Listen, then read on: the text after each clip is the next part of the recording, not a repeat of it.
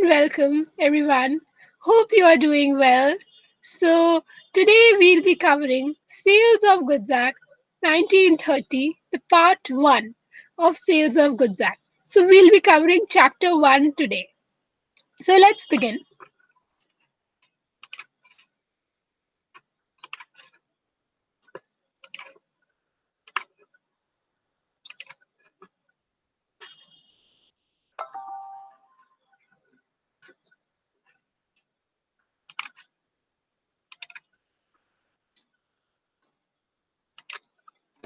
So, topics to be covered are meaning of contract of sale, difference between sale agreement to sell, essential elements of valid contract, goods, perishing of goods, price.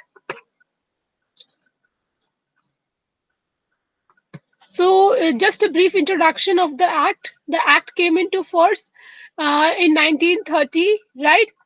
Before 1930, co- the the law relating to purchase and sale of goods were covered under the Indian Contract Act, 1872. So previously, ICA was only including the ICA. The provisions with respect to sale and purchase were included in ICA itself.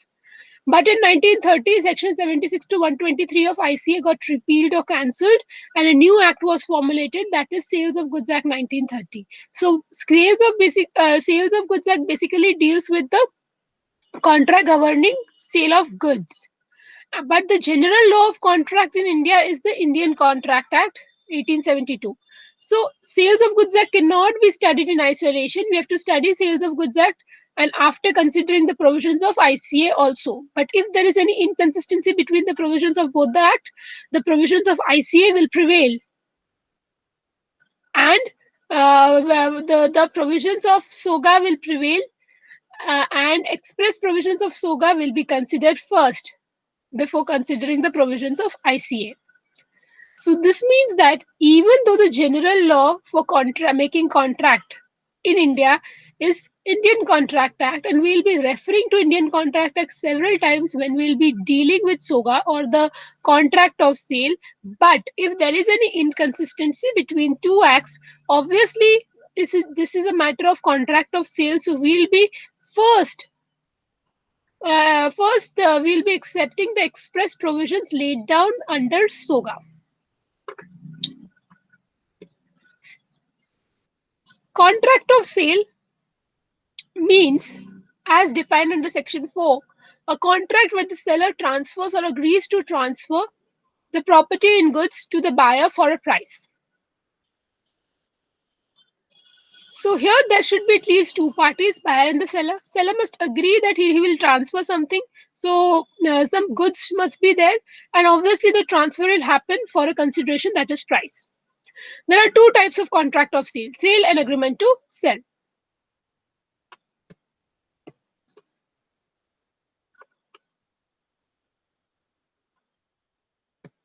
Sale. It is a contract where the ownership in the goods is transferred by the seller to the buyer immediately at the conclusion of the contract. Here it means that in case of sale, the ownership gets transferred immediately. And in case of agreement to sell, it is a contract of sale where the transfer of property in goods takes place in a future date subject to certain conditions to be fulfilled. In agreement to sell, the ownership gets transferred at a future date, subject to some conditions are fulfilled. So conditions can be laid down in the agreement itself by either of the parties or by both the parties, and it must be fulfilled. Thereafter, only the ownership will be transferred in a future date. Here is an example given for sale. Suppose in case of sale, a packet of chips is need to be bought from the retailer. So what will be done? Buyer will give the price 10 rupee or 20 rupee, and he will get the packet of chips from the seller. So here the ownership getting transferred, or the packet of chips, the ownership getting transferred by the seller to the buyer, immediately it happens. But in case of agreement to sell, suppose the goods are coming from ship, right? And the goods are future goods because it will arrive at the buyer place, then only the buyer will be getting those goods. So these goods will be arriving at the buyer's place at a future date. Some future date is being decided. Suppose today the agreement happens, suppose in 3 months the ship will arrive. So thereafter the sale will be executed, right? Difference between sale and agreement to sell. The property of the goods passes to the buyer to the seller immediately in case of sale, and so the seller will no more become the owner of it. So sale is a type of a executed contract, whereas agreement to sell is a type of a executory contract. Types of goods involved in case of sale are existing goods and specific goods, whereas types of goods involved in agreement to sell are future contingent goods. Risk of loss. In a sale, if the goods are destroyed, the loss falls on the buyer, even though the goods are still in the possession of the seller. This means that suppose the agreement or suppose the contract of sale happened today, ownership got transferred immediately, but the delivery may be due in next 2 days. So seller may have the possession of the goods, but he has transferred the ownership to the buyer. So if anything happens to the goods at the seller's place, obviously who will bear the loss? Buyer will bear the loss because buyer is the owner now. In case of agreement to sell, opposite thing happens that the seller has not yet transferred the ownership. So anything happens to the goods, even though the goods are with the buyer and buyer is using those goods, it will be considered that the loss will be faced by the seller because seller is the owner. So we have to understand that only the owner of the goods will be facing the loss. Consequences of breach. In case of sale, if the buyer fails to pay the price or there is a breach of any condition, a breach of contract by the buyer, the seller can sue the buyer for price, even though the goods are in his possession. So seller has not yet delivered the goods, but he has made the contract of sale. Obviously, he has transferred the ownership to the buyer, and as soon as the seller transfers the ownership to the buyer, he has the right to get the price from him. And if he is not paying the price, he has the right to sue the buyer for price. But in case of agreement to sell, if there is a breach of agreement to sell any condition, then obviously the seller gets a right to only sue for damages, not for price. Damages means compensation. In case of sale, seller doesn't have a right to resale the goods. Means that if A has committed that he will transfer certain goods to B, the same goods cannot be given to anyone else apart from B, right? But in case of agreement to sell, suppose happens like that A has agreed today that he will transfer 100 units to B, and he has also committed that this is the AB agreement happening. Some other agreement A has entered with D that he will also transfer him the 100 units of goods. And the goods which are involved are the same goods which A has promised that he will give to B as well, B and D. Now, at the time of execution, he has just executed the AD agreement. So B didn't got the goods. Now, what are the remedies available to B? B can only sue A for damages because A is a party to the agreement. B cannot get the goods from D because D has received the goods from the seller and he has paid the price as well. So he is a bona fide buyer and he didn't knew anything about the prior agreement existing between A and B. So obviously, what happens that B has only one remedy, that is, he can only sue A for damages. Nothing else is possible from B's end. Fine, and D shall not be penalized for anything. B will be holding the title of the goods or the ownership of the goods. Next thing, that if the seller is being deprived due to any suppression of facts, he is some facts were suppressed, and which was really important for him to make a decision that whether he will be making sale or not, are hidden, are I would say hidden, and it was not being told to him before by the buyer or any other person. Then what will happen, that obviously the seller is a aggrieved party and he can sue the buyer or the person for damages. Fine. In case of sale, basically judge in rem buyer gets a right, that is judge in rem. Judge in rem means a right against the whole world to enjoy the goods, including the seller. So buyer will get the right to use the goods, and no one can dictate the terms of usage, not even the seller, right? So it's buyer's wish how to use the goods after he has bought it. Judge in personam is given in case of agreement to sell. So buyer has a right to sue the seller for damages if he is a aggrieved party. Fine.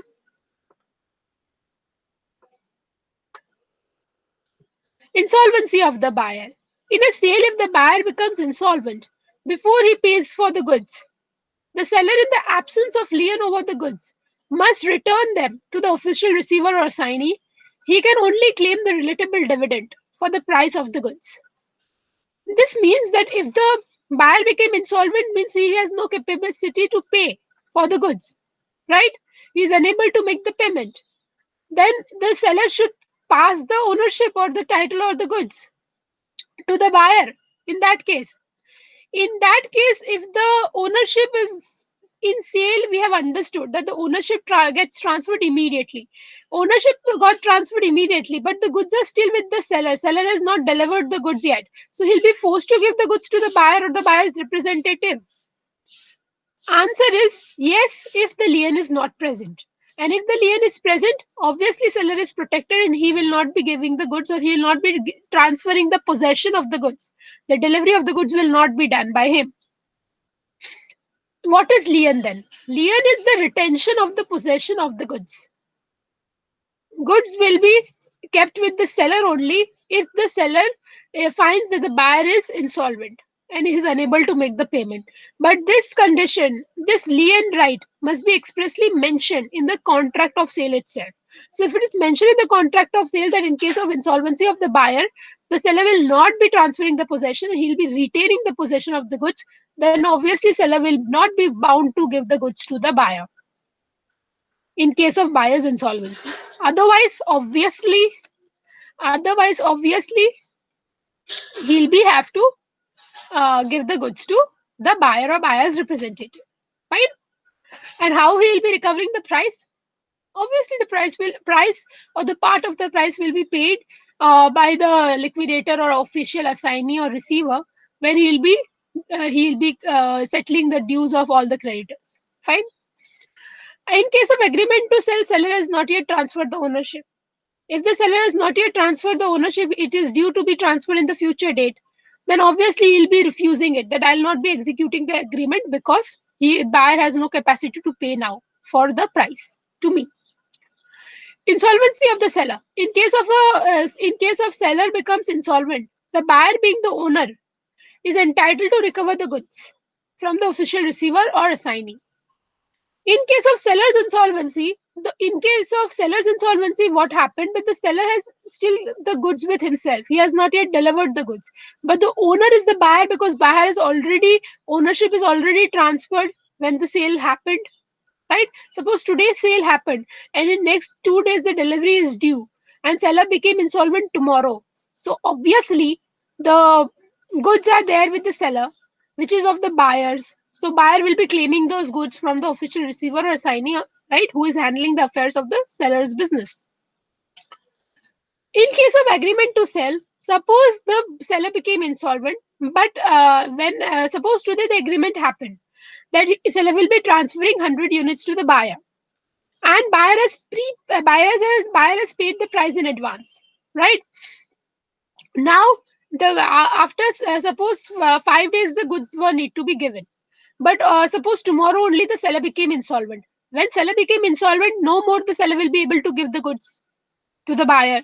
So buyer is not getting the goods, and how the buyer will be recovering the price which is being paid in advance? This price will be recovered by the buyer from the official receiver assignee of the seller, who will be settling all the dues or the claims of the creditors.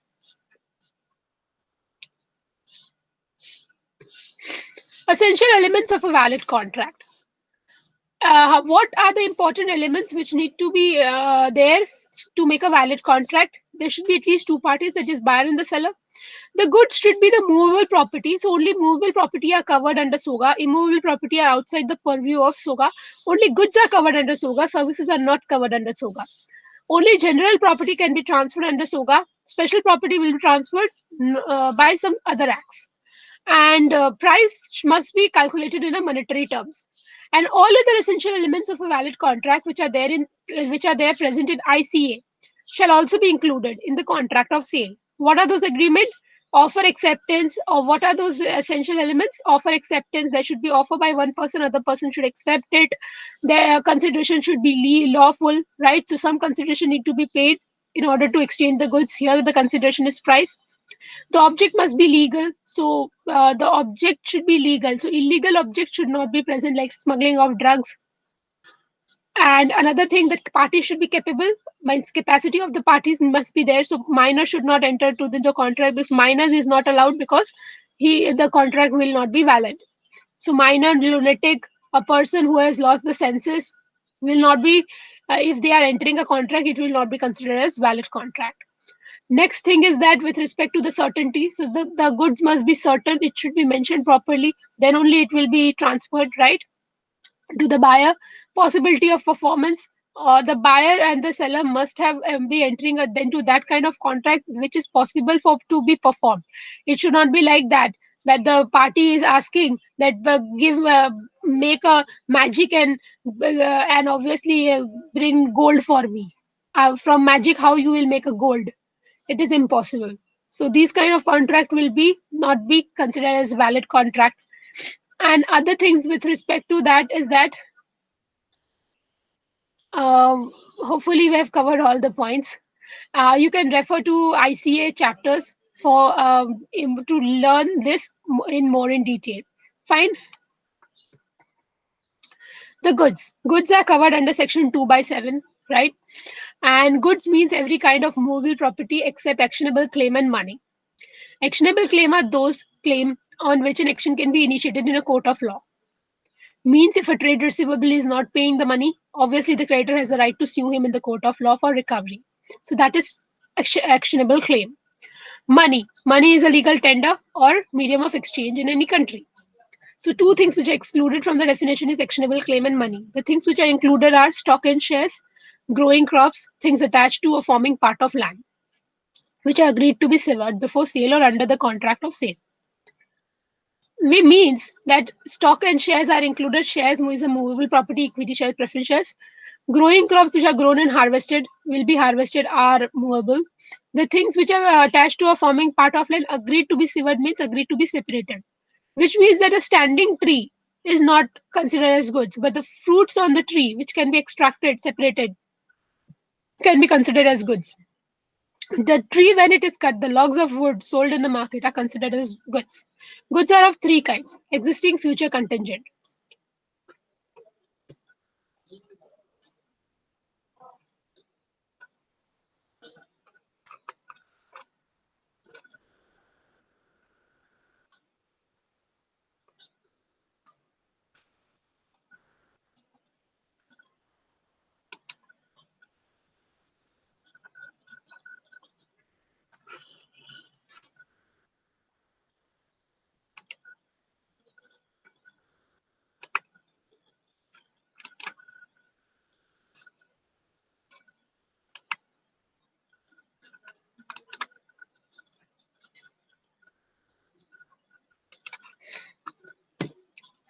Existing goods. Existing goods are those goods the seller is the owner of those goods, or he is having the possession of those goods, right? So goods are of three kinds: specific, uncertain, uncertain. Suppose we'll take one example to make you understand this. Where suppose a person is going to a shop or a store to buy a television set. So as soon as he enters the store, obviously all the goods for him are uncertain goods. He has not yet identified anything, right? Then he'll be negotiating with the seller, and those goods which are present on which are on display and which he can check himself are ascertainable items. And from ascertainable items, after making the negotiations with the seller and the salesperson with respect to his specification, budget, and other things, he'll be specifying or he'll be identifying one specific goods, and he'll be making the sale. So this is called specific goods.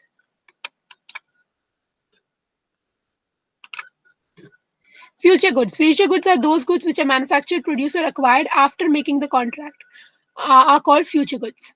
Right? So, future goods are those goods like today, if the contract is happening with a company, that this company will be giving the goods, suppose 100 units of goods in future, means in next 3 months. So, obviously, these goods will be manufactured in the factory and thereafter it will be transferred.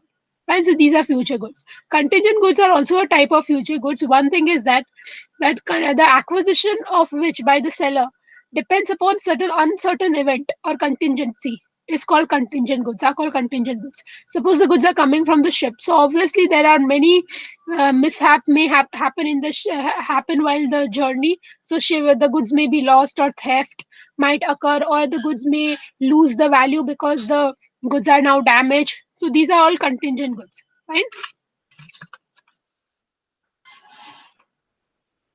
Section 7. Section 7 deals with perishing of goods. So perishing of goods basically means that perishing of goods basically means that there is a there is a contract for the sale of goods, sale of specific goods, and the contract is void if the goods without the knowledge of the seller or the buyer without the knowledge of the seller or the buyer became perished or damaged. Fine. So basically, A agreed that he will be selling the goods to the B. He'll be selling horse to B. Fine. And what happened? That horse was already dead when when they were making a contract.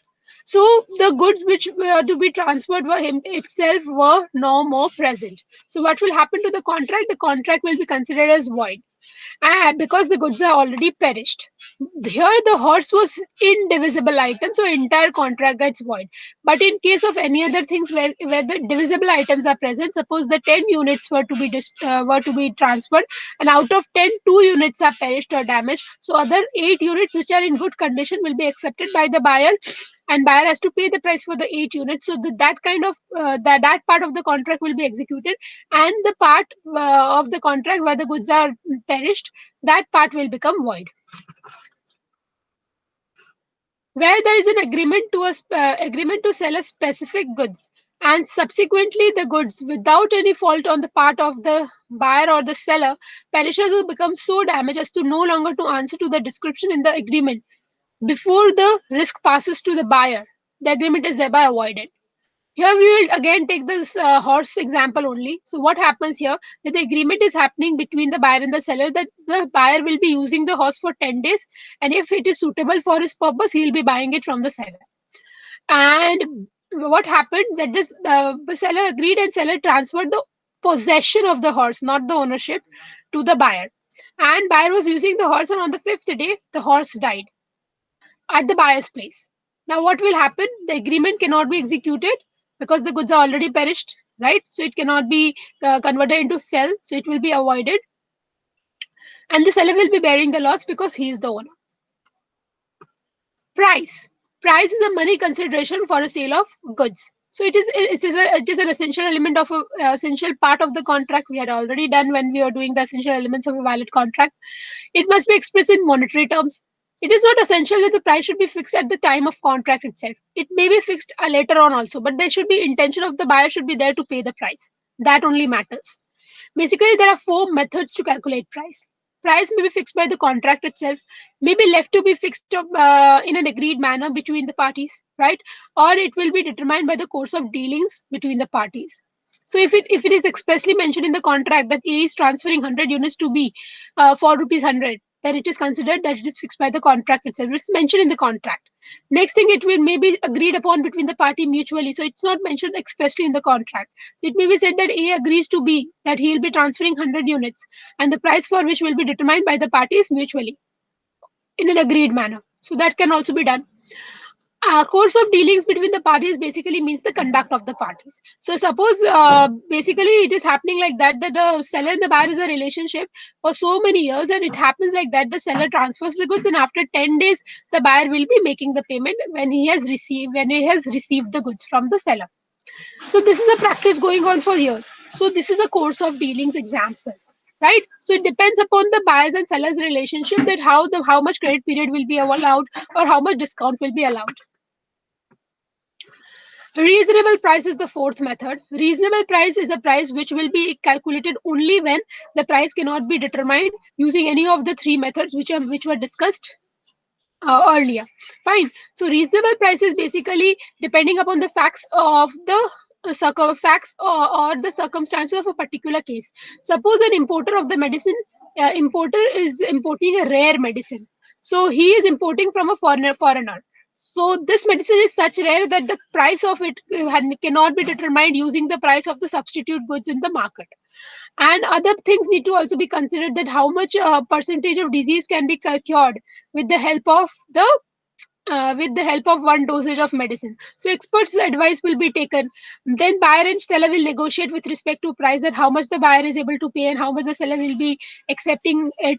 And other facts with respect to the exchange rate, the price schedule will be prepared. So the reasonable price will be determined based on the particular facts and circumstances of this particular case, that is the import of medicine. So if anything else, any other product like import of any antique painting from France, then obviously the case is different. So the reasonable price will also be determined, or the methodology of calculating the reasonable price will differ. Next topic, valuation. Suppose the nature of the product is such that the before transferring the ownership or before executing the agreement, the parties, the buyer and the seller, has to hire a valuer, that is an expert, right? And he has to value the goods. He has to give it the price to the buyer and the seller. Then only the agreement can be executed. But suppose the valuer is unable to determine the value, then obviously for the want of consideration, the agreement will be avoided. And during the time when the valuation is happening, right? If any goods are being transferred, then the reasonable price will be exchanged. Suppose any of the party willfully is influencing the valuer to make the valuation such, or derive the value in such a way that obviously he'll be benefiting. Suppose buyer influence the valuer that will make the value as low as possible, so I need to pay very much less. Then the aggrieved seller has a right to sue the buyer for damages. Fine.